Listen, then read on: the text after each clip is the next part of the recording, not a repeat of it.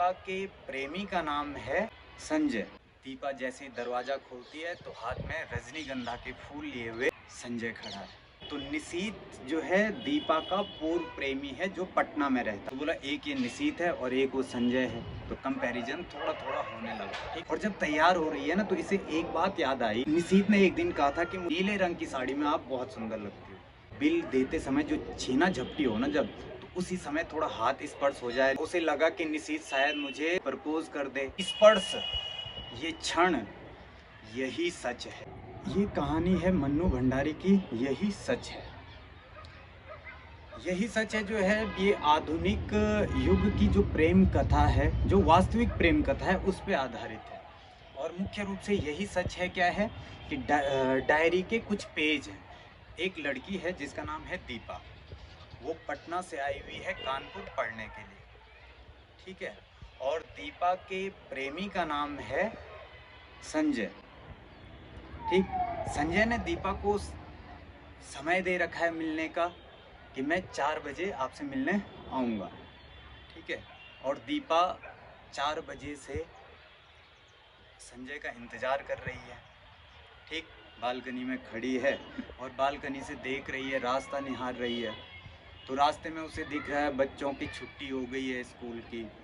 ठीक है, कोई बड़ी बहन अपने छोटे भाई का हाथ पकड़ के चल रही है। ठीक, और ऐसे करते करते लगभग 1-1.5 घंटा बीत गया लेकिन संजय अभी तक नहीं आया। और दीपा की नज़र पड़ती है कमरे की ओर और धीरे धीरे थोड़ा गुस्सा भी आता है कि हद है, 4 बजे मिलने के लिए बोला था और 1.5 घंटा हो चुका है, 5:30 हो चुका है और अभी तक ये आया नहीं। मतलब तो बोला इससे अच्छा तो मैं अपना काम ही कर लेती, देखो पढ़ने आ रखी हूँ, इससे अच्छा थोड़ी देर पढ़ ही लेती। और वो देखो अलमारी का सारा सामान, सारे कपड़े भी बिखरे पड़े हैं, उन्हीं को ठीक कर लेती। इसके चक्कर में हर दिन मेरा टाइम ही ख़राब होता है। और ऐसे चिड़चिड़ाते हुए अंदर चली गई। 5-10 मिनट बाद डोरबेल बजती है और दीपा जैसे ही दरवाज़ा खोलती है तो हाथ में रजनीगंधा के फूल लिए हुए संजय खड़ा है। ठीक, संजय को पता है कि दीपा को रजनीगंधा के फूल बहुत पसंद है, इसलिए उसकी एक आदत है कि वो हर दूसरे तीसरे दिन उसके कमरे में जो गुलदस्ता है ना, उस गुलदस्ते से पुराने रजनीगंधा के फूल हटाता है और ताज़े रजनीगंधा के फूल वहाँ रख देता है। तो रजनीगंधा के फूल लिए हुए जैसे दीपा संजय को देखती है, ठीक है, और वो रजनीगंधा के फूल दोबारा से उस गुलदस्ते में लगाता है और थोड़ी देर बाद मनाने के बाद दीपा मान जाती है। और ये दोनों, अब देखो 5:30 पौने 6 के आसपास तो ये पहुंचा है, तो थोड़ा शाम हो चुकी है और विचार बनता है कि थोड़ा घूमने चलते हैं। तो ये निकल पड़े कहाँ के लिए? टहलने के लिए। अब टहलते हैं तो टहलते टहलते ही दीपा इसको एक बात बताती है कि मेरा इंटरव्यू है कहाँ पे? कलकत्ता में। और कलकत्ता में इंटरव्यू है लेकिन मैं वहाँ किसी को जानती भी नहीं हूँ। ठीक, काश आप मेरे साथ वहाँ चलते। तो संजय कहता है कि मैं चल तो लेता आपके साथ लेकिन मुझे छुट्टी नहीं मिलेगी। लेकिन कोई बात नहीं है, आप वहाँ चले जाओ और अगर आपका इंटरव्यू सक्सेसफुल रहता है तो उसके बाद मैं अपना ट्रांसफ़र भी वहीं करवा लूँगा। ठीक है, और फिर वहीं हम दोनों रहेंगे। लेकिन दीपा कहती है मैं अकेले जाऊंगी कैसे, वहाँ तो मैं किसी को जानती भी नहीं। तो संजय उसे कहता है कि बोला क्यों, निशीथ है ना वहाँ। अब जैसे ये निशीथ का नाम सुनती है तो इसे तो बहुत बुरा लगता है। ठीक, निशीथ कौन है? तो निशीथ जो है दीपा का पूर्व प्रेमी है जो पटना में रहता था।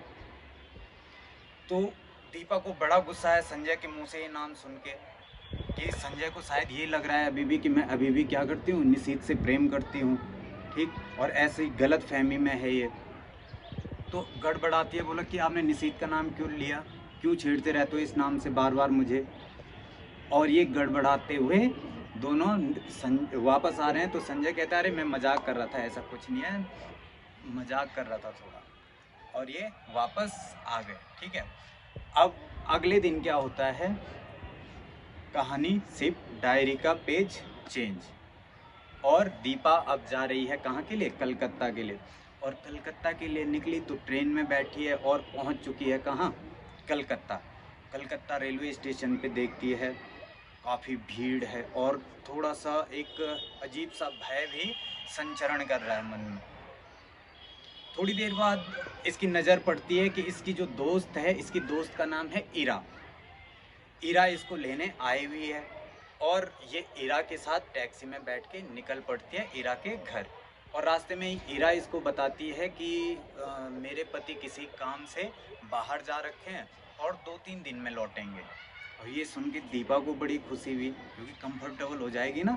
अब दूसरे का पति भी है वहाँ, फिर अच्छा नहीं लगता, उतना कंफर्टेबल नहीं हो पाती। तो इसने कहा ये तो ठीक ही हुआ कि चल 2-3 दिन हम दोनों दोस्त रहेंगे।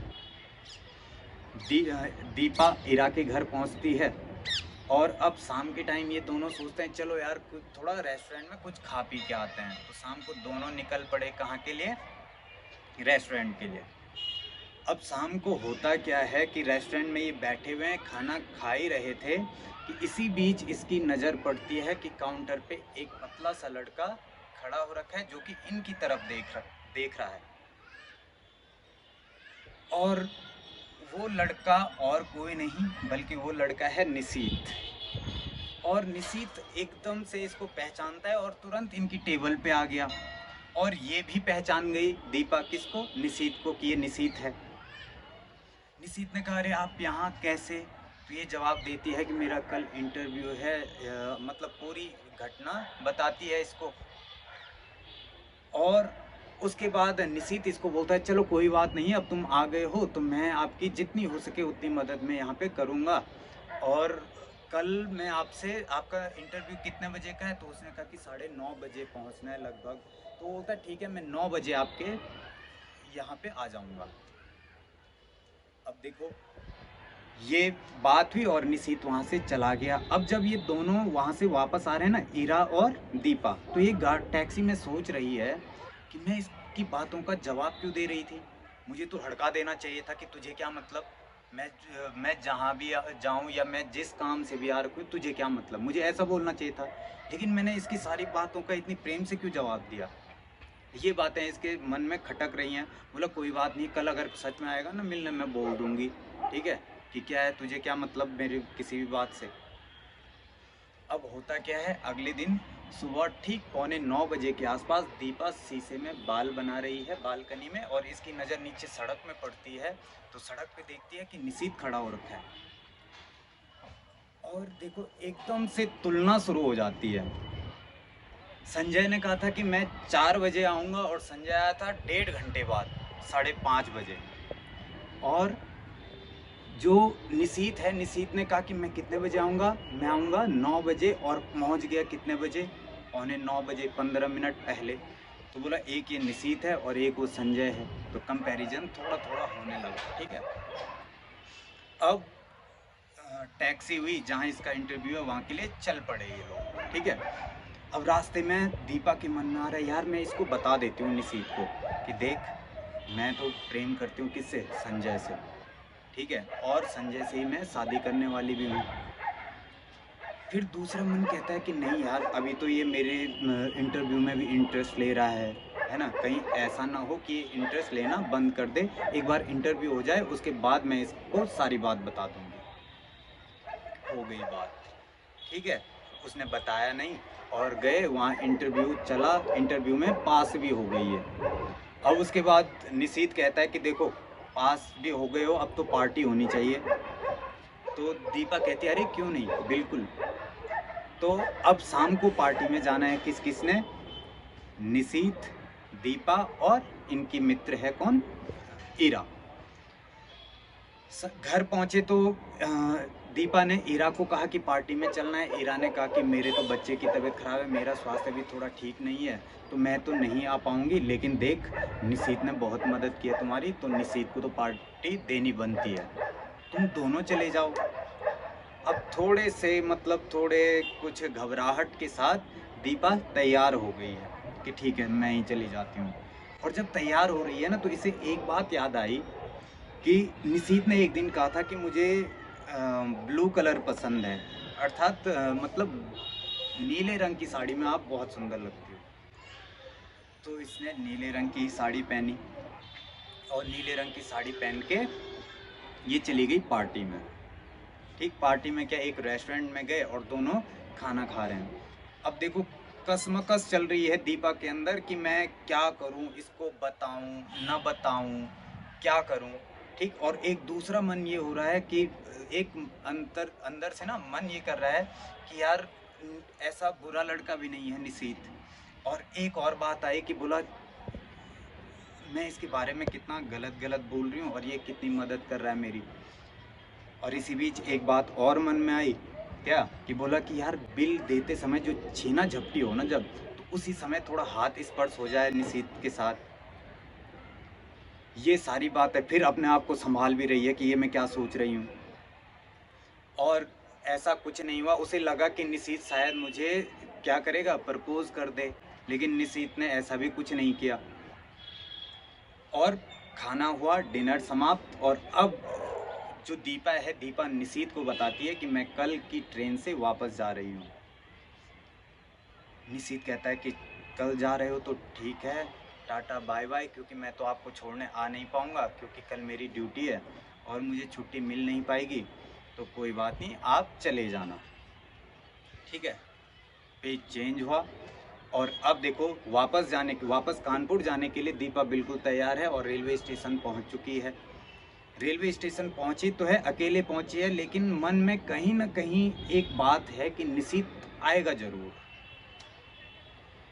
अब थोड़ी देर इंतज़ार किया और थोड़ी देर बाद देखती है कि सामने से एक लड़का आ रहा है जिसका नाम क्या है, निशीथ। और निशीथ वहाँ पहुँच गया। थोड़ी देर इन्होंने बात की। ठीक, बात करने के बाद ट्रेन की सीटी बजी और ट्रेन अब चलने के लिए तैयार है। तो ये मतलब जैसे होता है ना कि भीड़ ज़्यादा है तो जो हमारे साथ है उसको चढ़ाने के लिए हम थोड़ा हेल्प करते हैं उसकी। तो ऐसे ही हेल्प करते हुए निशीथ इसको चढ़ा रहा है और ऐसे हैंडल दीपा ने पकड़ा हुआ है और इसी हैंडल को निशीथ ने भी पकड़ा। तो हाथ क्या हो गया, थोड़ा स्पर्श हो गया। तो हाथ स्पर्श हुआ और दीपा ऊपर चढ़ी और ऊपर ट्रेन में चढ़ते ही बोल रही है, क्या बोल रही है, डायरी में लिख रही है, ये शब्द हैं उसके, यहीं से टाइटल आएगा इस कहानी का।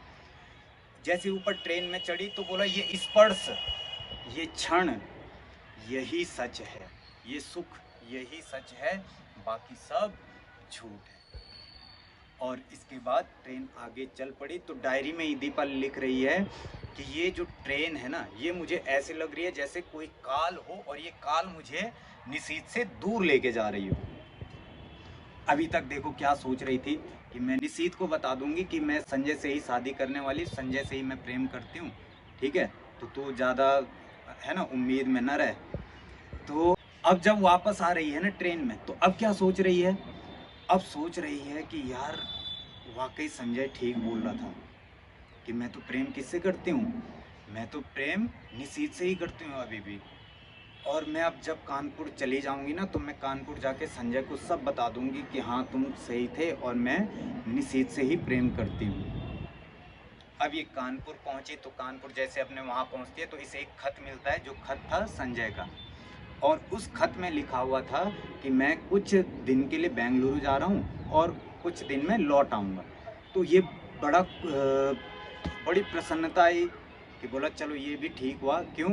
क्योंकि बोला मुझे कुछ दिन का समय मिल जाएगा कि यार है ना, जवाब क्या देना है, क्या बोलना है, सोचने का टाइम मिलेगा। हो गई बात। अब इसने कहा था कि निशीथ ने इसे कहा था ना खत लिखना, तो इसने निशीथ को खत लिखा कि मैं पहुंच गई हूँ सकुशल, ऐसा वैसा जो भी है। और वहाँ से निशीथ का भी जवाब आया कि जब अगली बार कभी आओगे, तो इसको उम्मीद ये थी कि खत में क्या पता कुछ बोल दे, लेकिन इसने खत में भी कुछ नहीं बोला क्योंकि शायद उसकी तरफ से रहा ही ना हो कुछ। अब हुआ क्या, 3-4 दिन बाद वापस संजय आया और संजय वही दरवाजे की घंटी बजी, इसने दरवाज़ा खोला और रजनीगंधा के फूल लिए हुए संजय खड़ा है। संजय ने वो पुराने रजनीगंधा के फूल हटाए और नए रजनीगंधा के फूल वहाँ पे स्थापित किए। और उसके बाद दीपा को थोड़ा सा गले लगाया और जैसे ही गले लगाया तो दीपा खुद लिख रही है उसके बाद कि बोला, ये स्पर्श, ये क्षण, ये सुख, यही सच है, बाकी सब झूठ है। ठीक है, तो यही दर्शाने का इसमें प्रयास हमें लगता है कि जो जो चीज़ हमारे पास जिस समय है ना, वाकई सच वही है। बाकी उससे बाहर सारी की सारी बातें क्या होती हैं, कल्पनाएं होती हैं। और ये थी मन्नू भंडारी की यही सच है।